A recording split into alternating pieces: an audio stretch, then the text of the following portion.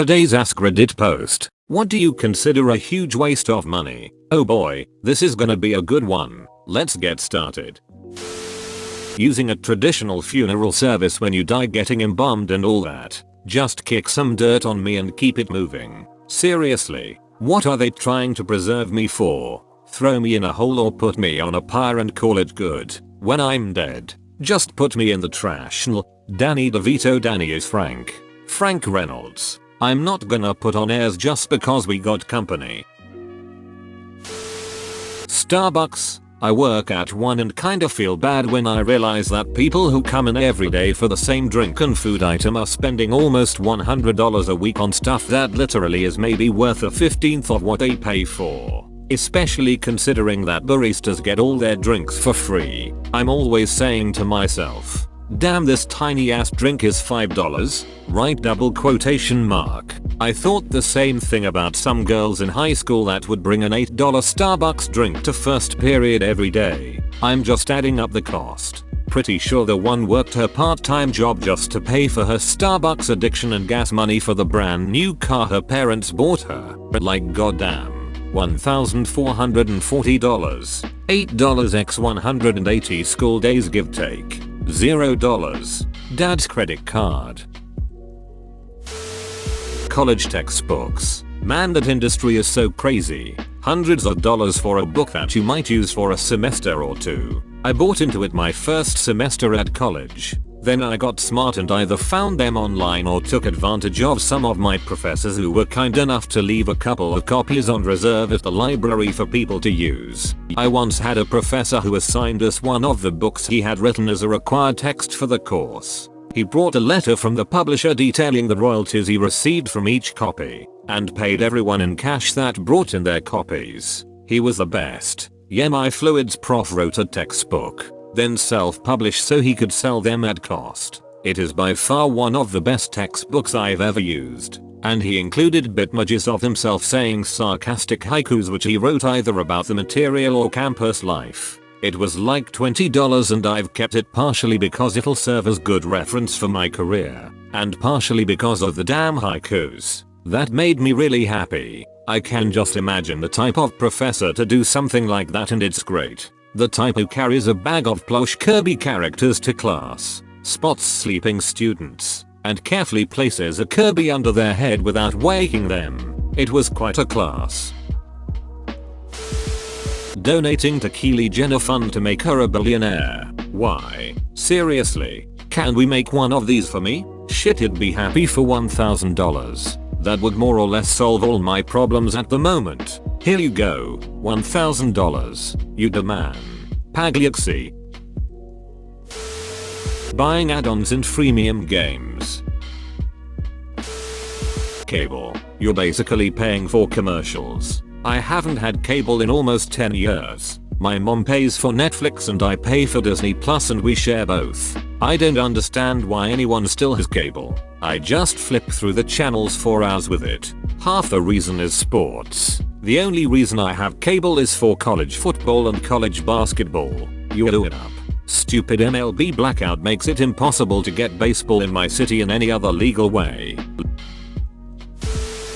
People who buy Nike Air Max, Ralph Lauren, other brands for their baby less than a year old. What's wrong with baby clothes from local Target or Walmart? The kid can't even lift his neck up and has no idea what's going on while he's just going to shit through them and spew food on them anyways. Wasteful. Spend that lavish money on a decent pushchair or open up a savings account for when the kid gets older. Not something he's going to wear once for 5 minutes and then drool all over. My future baby is going to be wearing comfy footy pajamas 24 hours a day and stretchy soft leggings. Also, these shoes are not very good for baby and toddler feet. I bought most baby clothes secondhand in prime condition. Some things my kid wore literally twice before outgrowing them. Also, hooray for comfy footy pajamas. This is what I came to say. Scour Facebook Marketplace and pick up the next to nothing bargains when those doodles need to sell the expensive crap their kids wore once and grew out of. Buying the latest phone even though the one you already have functions perfectly. iPhone 6s on its second battery right here. Edit.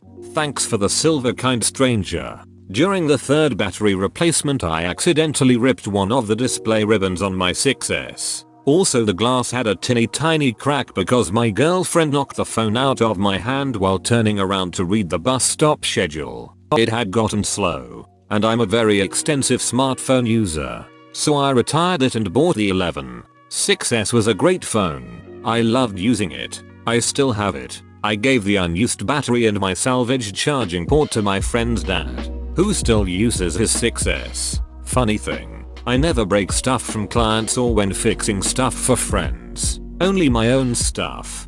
Guess I'm just too careless. Edit. Spelling mistake. I don't think a leap like 6S to 11 is ever what people are talking about. 4 or 5 years is probably about as long as you want to keep a phone in my opinion.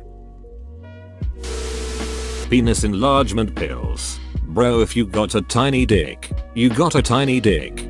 Don't be ashamed. Something I read that was funny. Penis enlargement pills clearly don't work. Because if they did, men would find out exactly how many it would take to kill them and then take one less. Like limitless pills. Oh, isn't that the one where the guy becomes limitless? Close, he becomes limitless 1.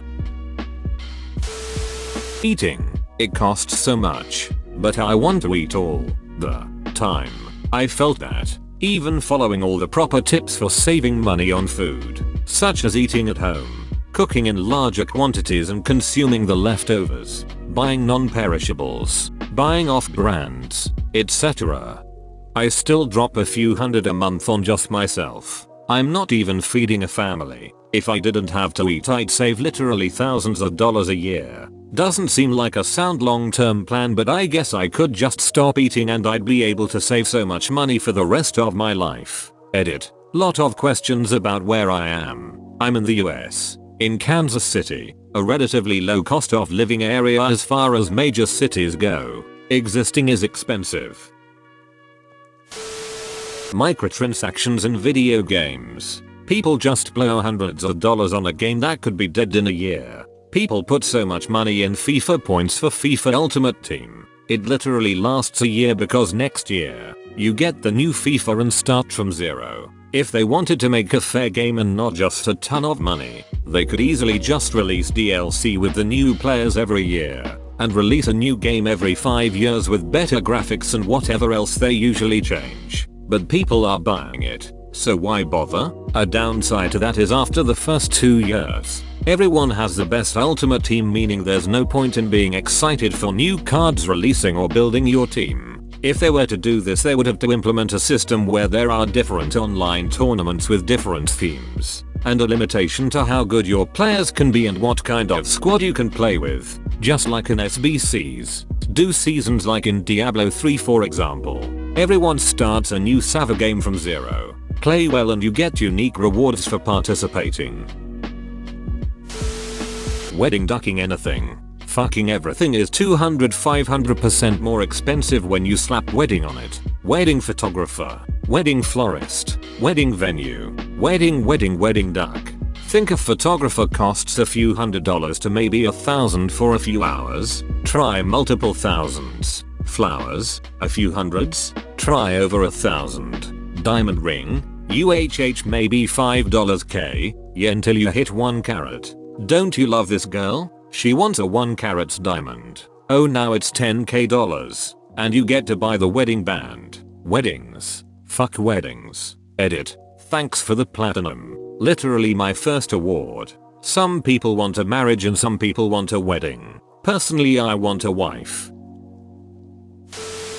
Paying for parking at the university you attend. Why pay $200 plus for parking when it's hard to find a good parking spot and I'm already paying thousands of dollars just to attend the school? I just started parking without a pass until I got a ticket. They give the tickets in little yellow booklets that have all the parking rules and regulations written on them. I just kept that and slip it under my wipers every time I park. The initial fine cost me $55. It's lasted me over 6 years. They never check for some reason, though occasionally I'll need to act angry when returning to my car if an inspector is nearby for the sake of dramatics. I once read a post on Reddit about someone who figured out that getting tickets was cheaper than paying for parking. Since he wasn't getting tickets every day, I did this. I received one parking ticket a semester, just about that cost $25 each. They were always dumb ones for parking too close to a driveway. Too close meant within 6 feet or so. Still saved probably $600 over 2 years.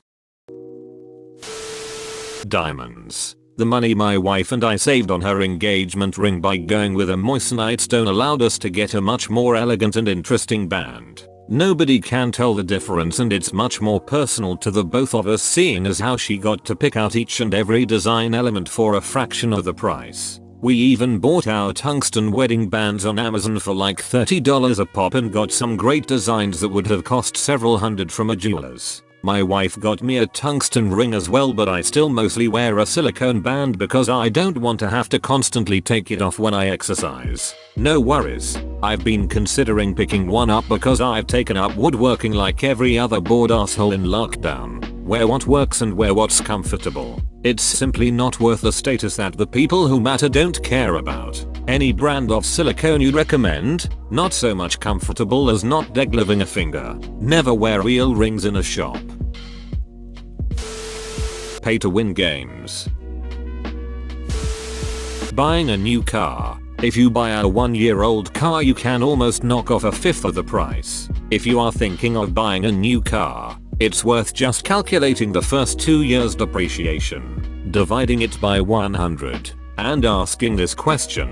Assume the car is 28k new and 16k used after 2 years. So $12k depreciation over about 100 weeks. How do I feel about paying $120 a week to lease this car? If your answer is not good, then don't buy new. Buy second hand and let someone who is okay with that bullet take it for you. This is the right answer. Having bought new, bought used, and leased, each situation is different and buying new isn't always the worst option. I could have saved about $10,000 by buying a 2019 Camaro 2SS with 15-20k miles on it instead of a similarly equipped 2020. However, there's no way to know what the first owner did during those miles. Did they properly break in the engine for the first 500 miles? Did they perform routine maintenance? Did they push the car too hard? Did they properly take care of the exterior? A lot of this wouldn't matter for a cruise that I plan to drive the wheels off of for the next 10 years. But it matters a lot for a feature-rich model of sports car that will still have decent resale value at 70,000 or 80,000 miles if it's very well cared for. For V8 muscle I might actually buy a new over used. When I bought my Challenger and Charger, the true cost of ownership was about the same new versus used. I bought my Challenger new, and I have no regrets as of yet. Got exactly what I want with the color rims, tires, transmission tech. Every day I get into it, it puts a smile on my face. So I think going new is worth it for me. Plus I plan on driving the tits off of it, so I'm not too worried about it. Cigarettes. No explanation needed. Technically they save you a lot of money because your life will be shorter and you'll have less time to spend money. Our death pro tips are, of course, that's a thing. Fancy china. The kind you only bring out on special occasions. The nicest restaurants and steakhouses serve their food on plain white plates. Doesn't seem to diminish the experience at all to me. When I was a server at a French restaurant, they told us that anything besides white distracts from the meal. The customer pays for the meal, not the plate. The dish should be aesthetically filling too. Edit. Spelling. Also, people drop stuff. If every plate that breaks is expensive, we can shut down that, and if they are a plain white plate, 15 years from now you can guarantee replacement plates that look identical. Buying the newest 2K game every year. Any of the sports games. But the bigger scam is the Ultimate Team modes. If playing the latest 2K with friends or competitively is a big part of your social life, maybe you could justify $60 a year. Insurance companies. You pay for a service that kindly assigns you a middleman whose job it is to deny you access to the service you paid for. and penalizes you for using it too. Oh, you filed a claim? Yeah, your rate's going up. What the duck? College textbooks. Yup, if you buy the edition that came out before the newest one, you can usually save $50 to $100 depending on the textbook price. Pearson Digital Access code has entered the chat. Man, fuck this right here. Weddings. All that money spent for everyone else's enjoyment. I know. People will say, best day of my life being surrounded by friends and family, and maybe that's true, but I would rather save a ton of money, get eloped, and use a fraction of the money you'd spend on the best honeymoon of your entire life. Have a celebration party later. Maybe. It's funny thinking of all of the couples I know that spent $10K or less on their wedding. They all remain together. The ones that spent $10K, all but one are divorced. The one that's still together spent money they could afford. There was actually a research that people who spend less in their weddings tend to be married longer. Maybe less well-off people can't afford to get divorced as easily. Extremely expensive clothes, like designer shoes, etc. for kids who will grow out of them in less than a year. My sister posted a photo of all my niece's shoes. She's 10 months old and has like 10-15 different pairs. All Nike, Vans, Converse, etc. Speaking as a K-pop stan that recently had a moment of enlightenment, my answer would be merchandise. I had only started buying merchandise of my favorite boy group November of last year. In the span of 7 months, my spending on albums, photocards, and uchuas has accumulated to a grand total of 10k Philippine pesos, or $200. Losing my job amidst this pandemic was kind of a blessing in disguise, because it made me reevaluate what my priorities should be as an adult. I collected some merch 11 years ago and then quickly realized I was never going to listen to this CD and never going to use this towel or stick or whatever they produced back then. Now I just go to concerts whenever I can because I no longer stan bazillion groups like before, and I have a more healthy relationship with my favorite group, LOL. Supreme. The lottery. Just keep your money. I buy one Powerball ticket a month. I'm paying $24 a year to dream and have a little excitement in the run up to the drawing. Am I going to win? Most likely not. I just write it off in my mind. But $2 to spend 48 hours thinking about life, how you'd help people, what you want to really do with your time, etc. It's totally worth it. I hope you win. 2 months later he dreams of becoming the first man to suffocate in a Hummer full to the sunroof with cocaine.